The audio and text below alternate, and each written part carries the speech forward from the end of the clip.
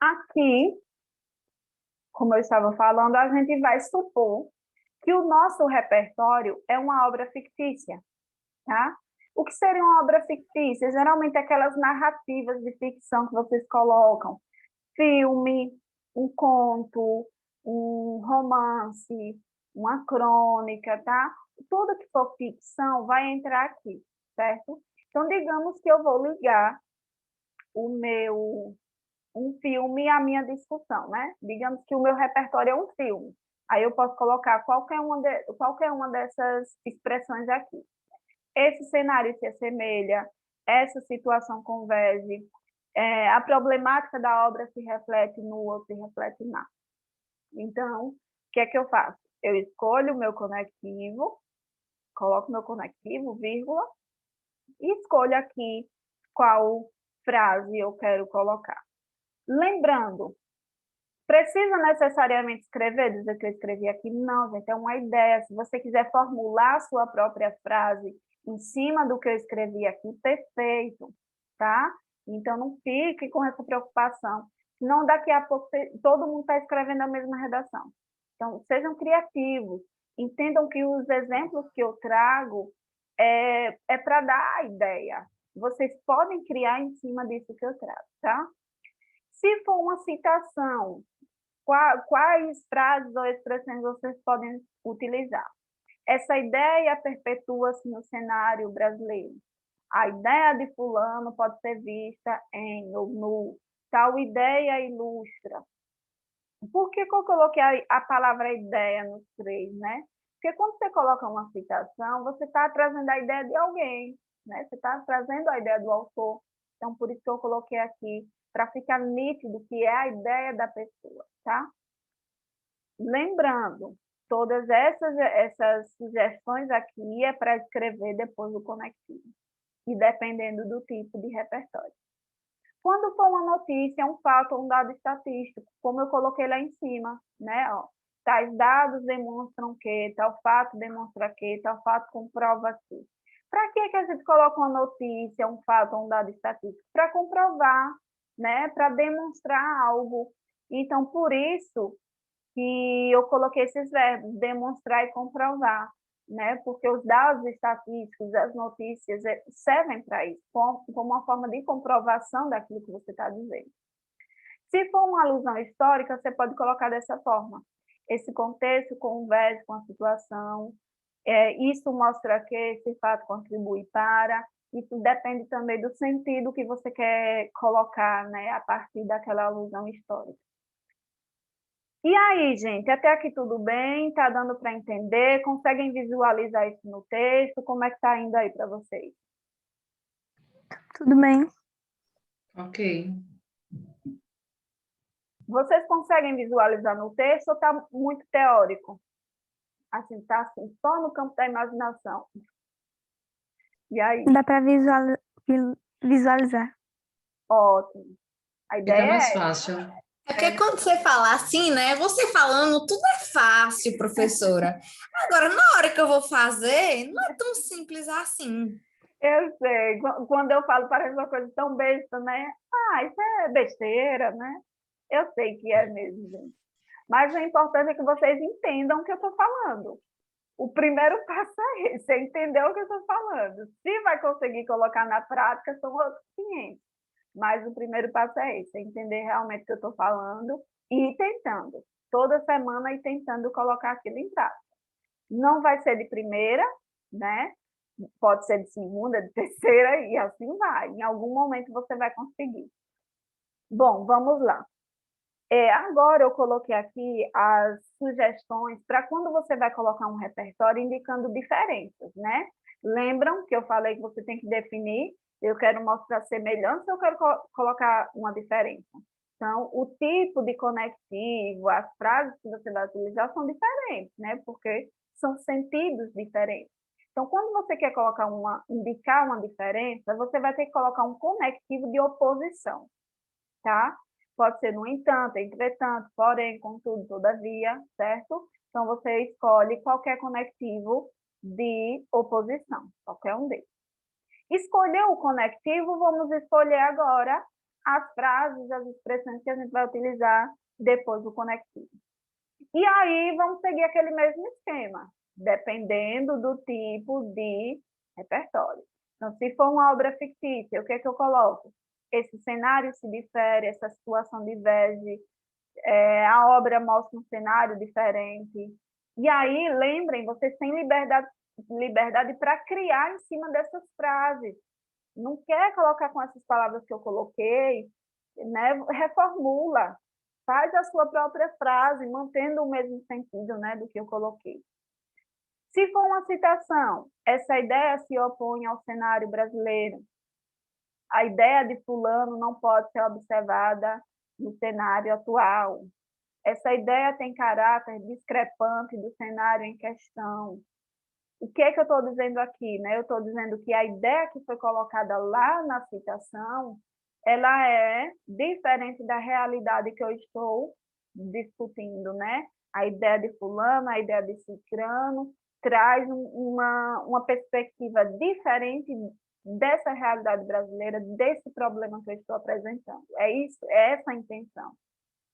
Quando for uma notícia, um fato, um dado estatístico, tais dados demonstram que, tal fato demonstra que, tal fato comprova aquilo. Aí vocês podem questionar, peraí, mas o que é que está mostrando aqui a diferença, a oposição? Quando é um dado estatístico, uma notícia, você não precisa, dentro da frase, indicar a oposição, porque o próprio fato, o próprio dado, a própria notícia por si só já indica a oposição. Então, por isso que aqui eu coloquei do mesmo jeito que está aqui em cima, ó, no de semelhança. E aí, o que é que vai estabelecer a oposição? O conectivo. O conectivo e a própria informação que eu coloquei no fato, na notícia, tá? Então, nesse caso aqui, você pode colocar a mesma frase que colocaria se fosse para apresentar semelhança. Se for uma lei, observem que lá em cima eu não citei lei, né? Quando eu apresentei os de semelhança. Por quê? Antes de eu explicar, deixa eu fazer uma pergunta. Alguém de vocês já utilizou lei no texto para indicar semelhança? Alguém de Lembro não. vocês? Não?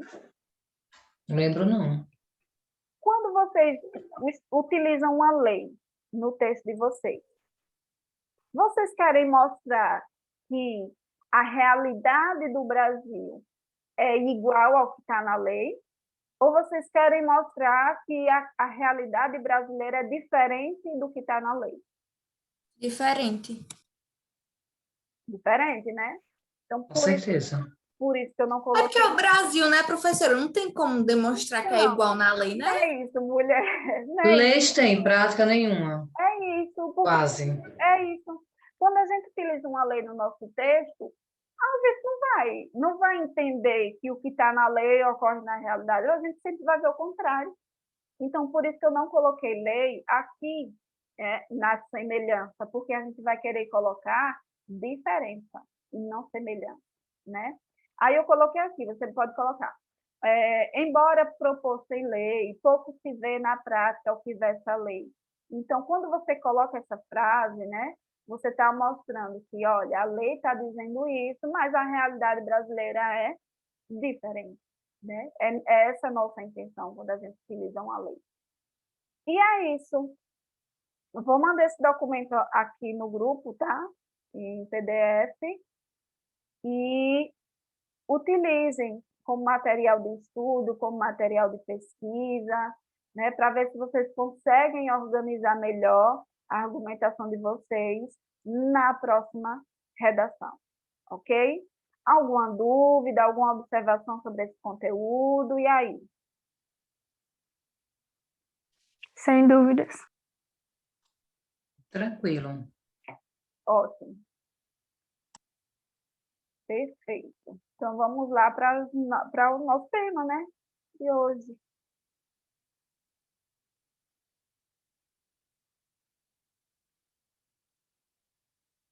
O nosso tema de hoje, eu espero que vocês não me xinguem. Ultimamente estão reclamando demais do tema, podem parar de reclamar, viu? Toda semana é reclamação. Botei um bom hoje, para ninguém reclamar. Desafios dos idosos no Brasil do século XXI. O que é que vocês acham? Gostaram? Gostei. Também achei interessante. Tema diferente, eu diria. Melhor do que pessoas desaparecidas, né? É. O de pessoas desaparecidas, todo mundo me xingou. Todo mundo reclamou do tema, gente. Mas veja, vamos lá, o que interessa. Desafios dos idosos no Brasil do século XXI. Quais são as palavras-chave, minha gente? Digam aí. Desafios, Isso. idosos, Brasil e século XXI. Perfeito. Desafios, idosos, Brasil, século XXI. Aqui, desafios dos idosos, se você quiser colocar junto, você pode usar junto, mas também se quiser colocar separado, não tem problema não, tá? Vai ficar com o mesmo sentido. Uma coisa que eu quero passar a enfatizar agora com vocês, todas as vezes que eu for discutir o tema, é sobre a forma como vocês vão interpretar a frase temática. Vocês têm que entender o seguinte: dentro da frase temática, existem duas palavras mais importantes. Vejam, a gente tem um conjunto, que são as palavras-chave, que são essas que vocês me falaram agora, né? Desafios, idosos, Brasil, século XXI. Essas são as palavras-chave, ok. São as mais importantes. Sim, são as mais importantes. Mas dentro desse grupo de palavras-chave, eu tenho duas ainda mais importantes. Prestem atenção, essa informação é muito importante. Então, dentro desse grupo de palavras-chave, eu tenho duas ainda mais importantes. Uma delas é aquela que traz o tema, ela resume o tema. Uma delas resume o tema. E a outra faz um direcionamento do que é que se espera que eu argumente, né? Faz ali um direcionamento sobre que tipo de argumento eu vou escolher. Deixa eu fazer uma pergunta para vocês entenderem. Se digamos que vocês perderam um simulado, tá? Eu passei esse tema aqui num simulado, você não fez, não olhou o grupo, não procurou saber, não abriu nenhum artigo. Chegou para um colega do curso e perguntou: a redação, o tema do simulado era sobre o quê? Você perguntou para a pessoa. Qual resposta você espera que essa pessoa responda, dê para você? Supondo que é esse tema aqui. E a pessoa lhe pergunta: olha, o simulado era sobre o quê? Você vai responder o quê? Falando dos idosos no século XXI. Eu responderia a mesma coisa. Idosos no século XXI. Vocês falariam a Os frase desafios que eles enfrentam. temática? Vocês falariam isso? A frase temática. Professora. Bom, Vocês Josiane, iam as falar a frase pessoas, temática. olha, as pessoas que eu me encontro da aula da segunda-feira, eu pergunto, e elas sempre me dizem assim, entendeu? Elas não me dizem a frase temática completa, mas elas sempre me dizem assim, é como você me falou, duas palavrinhas chaves ali, e enfatiza. Tá, vocês dificultaram agora a minha explicação. Dificultaram a minha explicação. Porque se eu fosse responder, se a pessoa me perguntasse assim, era uma redação sobre o quê? Ah, era para falar sobre os idosos. Era para falar sobre os idosos. Você não disse que era duas palavras? Idosos, século XXI. Agora eu estou entendendo o porquê da resposta de vocês, porque vocês já se ligaram. Vocês já se ligaram. Se eu vou simplesmente dizer do que fala, eu vou dizer, fala dos idosos. Então, a palavra idosos, ela vai resumir todo o tema. Concordam? Sim. Sim. Sim. Ela é a mais importante, a palavra idosos. Vocês enxergam isso? Sim. Sim. Por exemplo, teria como eu falar de desafios, Brasil, século XXI, sem falar de idosos? Nunca. Não. Mas eu poderia falar de idosos sem falar de desafios, não poderia, não? Sim. Pode. Poderia. Ficaria com sentido. Então, tá vendo que idosos é a mais importante? Né? É ela que resume todo o tema. Então, vamos lá. Então, a gente já entendeu que tem uma palavra que sintetiza o tema. Ela é a mais importante, nesse caso aqui era idosos. Só que, além da palavra idosos, eu tenho uma palavra que é importante também e que ela faz o direcionamento do que se espera que vocês argumentem. Qual palavra seria essa aí? Século XXI. Quem tem outra sugestão? Ou Desafio. desafios. Desafio? Quem tem outra sugestão? Só pode ser um outro, né, gente? Não tem nem outra. Mas Tá meio difícil arrumar uma questão. só tem essas possibilidades. É a palavra desafio. Vocês vão escolher os argumentos de vocês se baseando com o século XXI? Vão? Não. Não. Vocês vão escolher os argumentos e vocês tendo como base o quê? Desafio. Desafio. Né não? Então, agora vocês já entenderam que eu tenho duas palavras mais importantes. Dessas duas, uma sintetiza o tema e a outra direciona o tipo de argumento que eu vou trabalhar. Ô, professora, aí quando sempre no tema vier desafios, essa é uma das palavras mais importantes? Sim, senhora. No Enem passado, tinha assim, o estigma relacionado às doenças mentais na sociedade brasileira. É uma coisa assim, não estou lembrada da frase temática toda. Mas muita gente fez uma interpretação equivocada do tema porque simplesmente não percebeu que a palavra estigma era a palavra que direcionava, né? Que direcionava o tipo de argumento que você ia escolher. Então, por exemplo, quem não se ligou na importância da palavra estigma, falou sobre as causas das doenças mentais. E o tema não era para trabalhar as causas das doenças mentais.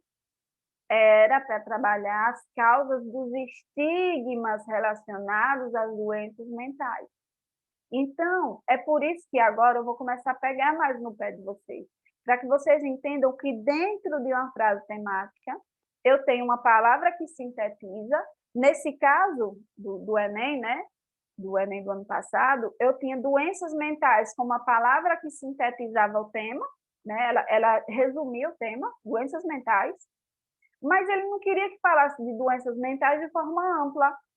Ele queria que focasse nos estigmas, nas causas dos estigmas, na verdade, né?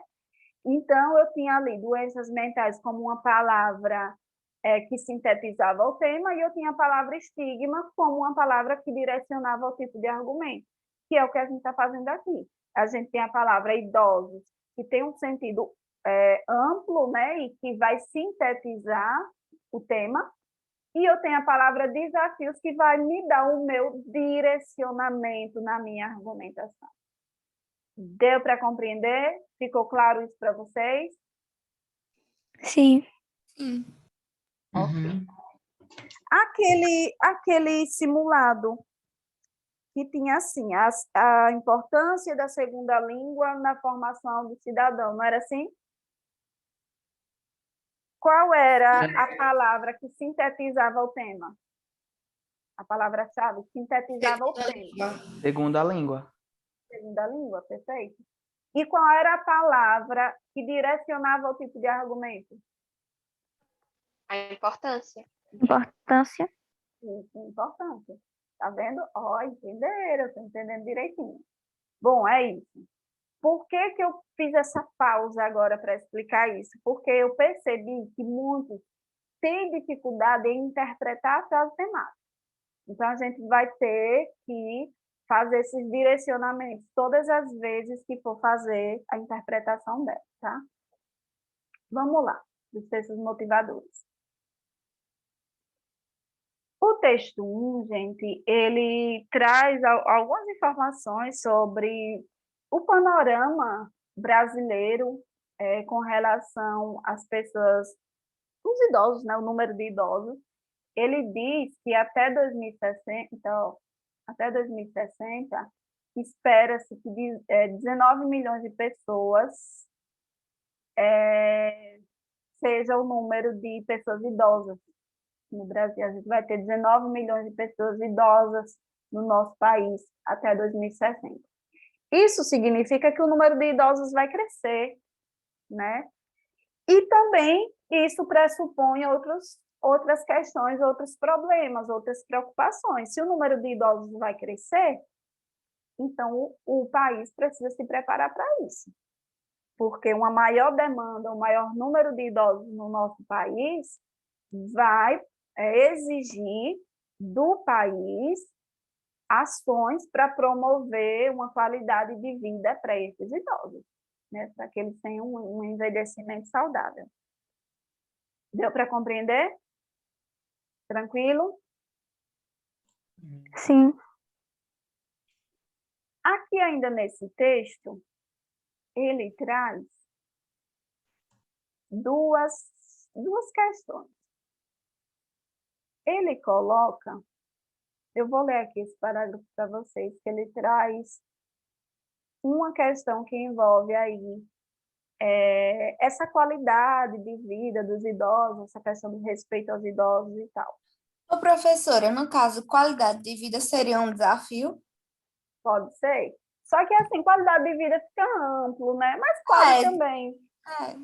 Porque quando a gente fala em qualidade de vida, envolve tanta coisa, né?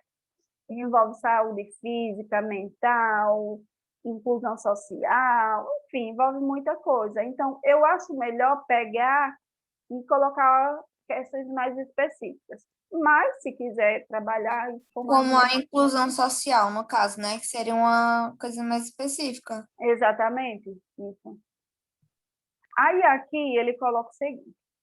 Hoje, já há previsão legal, inclusive no Estatuto do Idoso, 2003, para que os sistemas escolares trabalhem conteúdo sobre esse tema.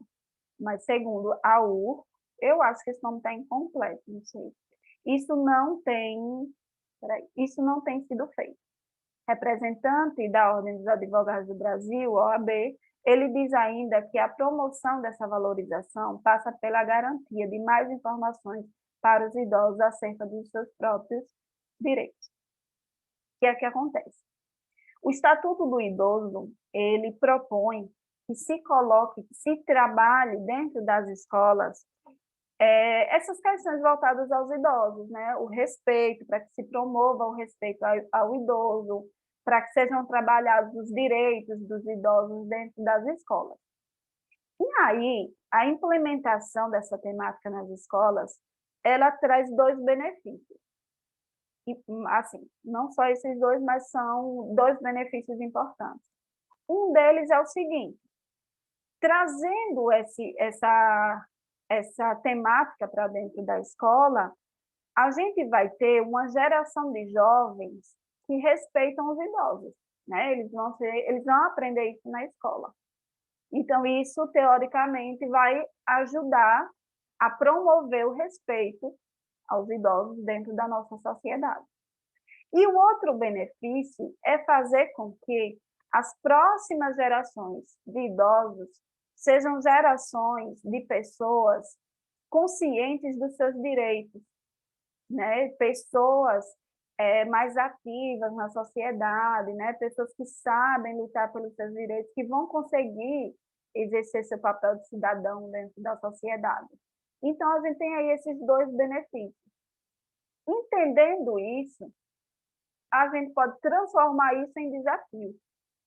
Então, se eu estou dizendo que é necessário promover o respeito ao idoso na sociedade brasileira, eu posso transformar isso num problema.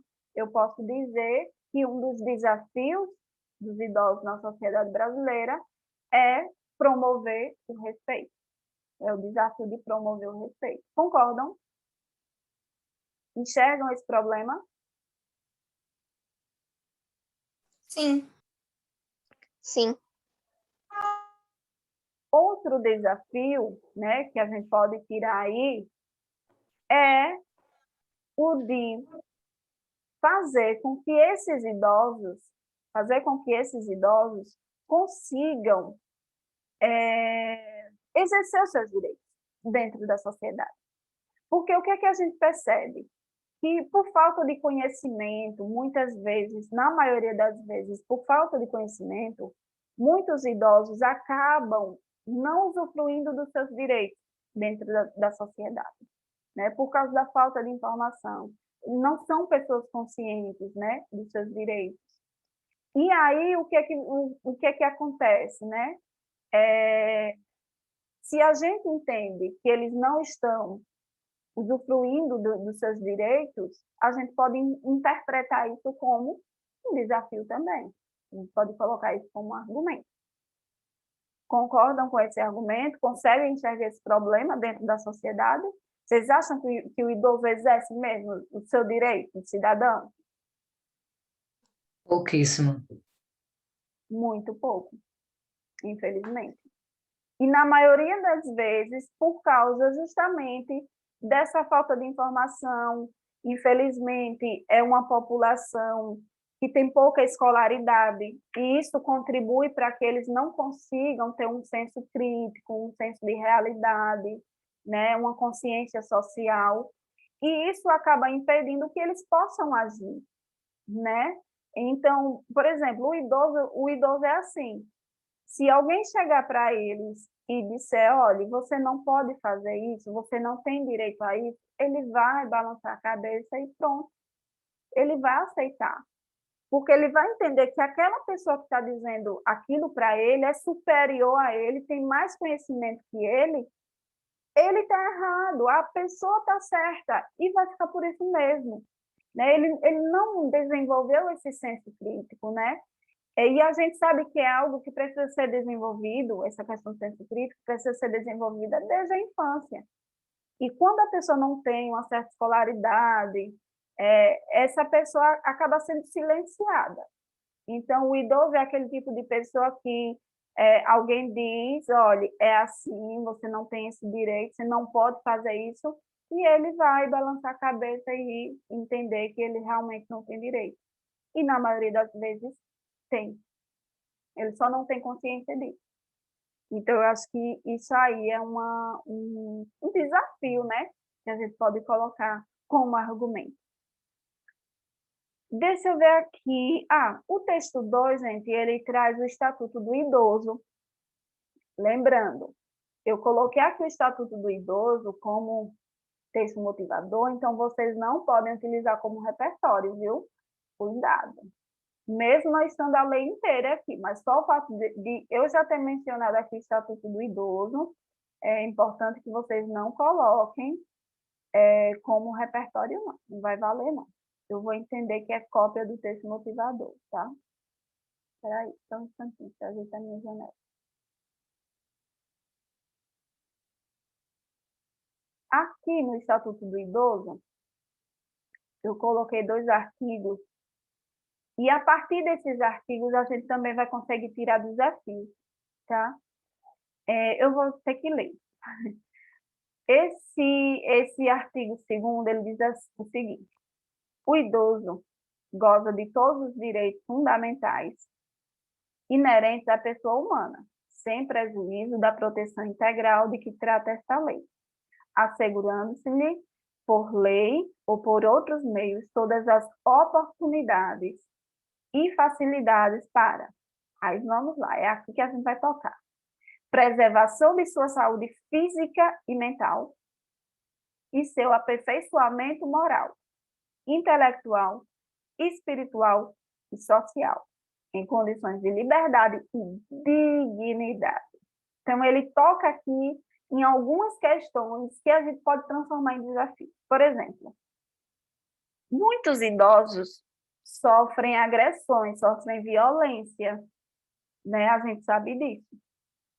E esses idosos que sofrem esse tipo de violência, eles têm a sua saúde física e a sua saúde mental comprometidas. Então, isso pode ser um desafio. Isso pode ser um desafio, né? A gente pode dizer que a saúde física e mental do idoso ela não está sendo preservada, como diz lá no Estatuto do Idoso. Além disso, ele fala aqui do aperfeiçoamento moral, intelectual, espiritual e social. E aqui a gente pode tocar em diversas questões, como, por exemplo, o idoso, ele é excluído, gente, da sociedade. O idoso, quantos idosos vocês veem participando de decisões importantes dentro da sociedade? Quantos idosos vocês veem ativos dentro da sociedade? Infelizmente, a maioria dos idosos, quando chega a certa idade, eles ficam reclusos ali no mundo deles. Às vezes não é porque ele quer, é porque a própria sociedade o excluiu. E não é para isso acontecer. O idoso, ele continua fazendo parte da sociedade e ele tem que ter o direito de exercer seu papel de cidadão. Então, ele tem que ter o direito, por exemplo, ele quer estudar, sei lá, depois de 70, ele vai estudar, vai cuidar, né, da sua parte intelectual. Ele quer ir à igreja, ele vá para a igreja. E a sociedade precisa dar essa oportunidade, dar condições para que ele possa fazer aquilo que ele deseja, né? E uma coisa importante que toca aqui é essa parte, condições de liberdade e dignidade. Muitos idosos, mesmo tendo um lar, mesmo tendo uma família, muitas vezes têm sua liberdade, sua dignidade comprometidos. Ou porque ele é impedido de ir para algum lugar, ou impedido de fazer alguma atividade que ele gosta, né? Ou porque ele está sofrendo algum tipo de maltrato. Então, essas questões aqui que aparecem, né, no Estatuto são problemas, né? Podem ser transformados em problemas. Esse artigo 3º, ele diz o seguinte: é obrigação da família, da comunidade, da sociedade, do poder público. Repare, todo mundo é obrigado. Família, comunidade e poder público. Assegurar o idoso com absoluta prioridade a efetivação do direito à vida, à saúde, à alimentação, à educação, à cultura, ao esporte, ao lazer, ao trabalho, à cidadania, à liberdade, à dignidade, ao respeito e à convivência familiar e comunitária. Então, é dever da família, da comunidade e do poder público dar esse direito ao idoso de ter uma boa alimentação, de fazer parte das manifestações culturais, esportivas, de ter seus momentos de lazer, de trabalhar se ele quiser, de exercer sua cidadania, sei lá, de votar, de ter a liberdade de escolha, de convivência familiar. Isso é muito importante. Por exemplo, tem idoso que ele é colocado, sei lá, num lar contra a sua vontade. Eu sei que isso envolve diversas situações, tá? Não é uma crítica, não, porque a gente tem que analisar caso por caso. Mas, por exemplo, tem idoso que ele é impedido de ter uma convivência em família, né? Ele é meio que desprezado pela sua própria família. Então, quando isso acontece, é negado o seu direito de convivência familiar, né? Negar o direito de convivência comunitária. O idoso ele precisa estar ali, convivendo em sociedade, interagindo com as pessoas. Vocês já prestaram atenção que os idosos eles têm uma necessidade de falar, de conversar?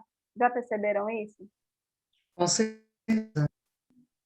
Por que vocês acham que o idoso tem essa necessidade de conversar? Porque, na verdade, até a própria família corta isso. Às vezes o idoso quer falar e não, deixa para lá, e acha que tudo é besteira, que não, vamos, só a gente, que a nossa voz que tem razão. E pronto, aí já vai privando. E começa mesmo em casa isso. Depois é que vem a sociedade. Muitas vezes a sociedade até acolhe. Exatamente. Da família, né? Acontece muito isso. Então, não dá vez a esse idoso. Aconteceu um fato um dia desse, que uma pessoa não tem nem 60 anos, e queria tocar, me viu tocando um carrom, e disse que tinha a maior vontade. Aí eu disse assim, compre um de colo. Aí o que aconteceu? A filha estava do lado e começou a rir. Eu disse, não tem idade para aprender. Se tem vontade, o momento é agora. Então, eles são privados disso, os idosos. Verdade.